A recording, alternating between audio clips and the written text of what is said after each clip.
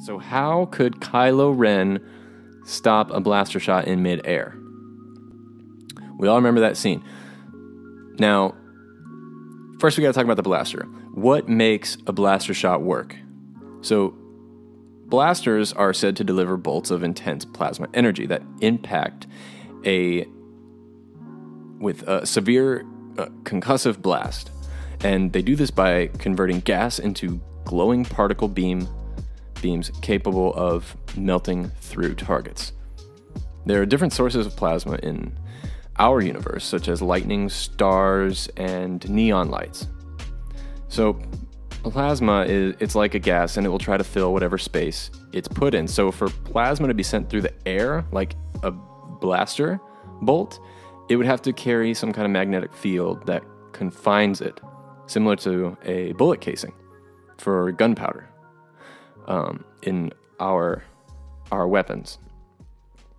So in order for Kylo to freeze a blaster bolt, he would need something to contain it, like a magnetic field.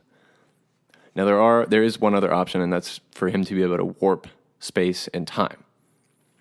The surrounding world wasn't affected by him stopping the blaster bolt, so we know he wasn't using a warping of space or time. For him to be able to use one of those, if he warped space, for example, the gravitational surroundings would all change and everyone would be thrown all over the place, because if you affect one area, it affects the entire area surrounding it, the whole planet, actually. And if he was to use time to freeze it, the entire world would stop as well. But he was able to just stop the one area in which the blaster was in. And another reason why he wasn't able to use space to warp its motion is because when the scene ends, the blaster bolt continues in the direction it was originally targeted.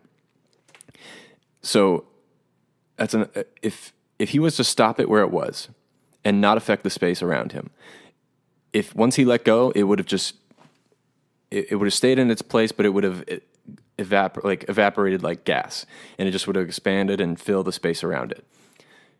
So he's using the Force. It's something that we can't really tap into or use in our universe. And if he was in our universe, the way he would be able to do that is by having some kind of tech that could, or like I said, create a magnetic field around that blaster bolt. But again, when he would let go, it wouldn't continue on its targeted path. It would just evaporate. So that's when you kind of have to suspend your belief when watching, because that's probably the most unrealistic part of The Force Awakens. Maybe not the most unrealistic part, but it's pretty close. So who talks first? You talk first? I talk first.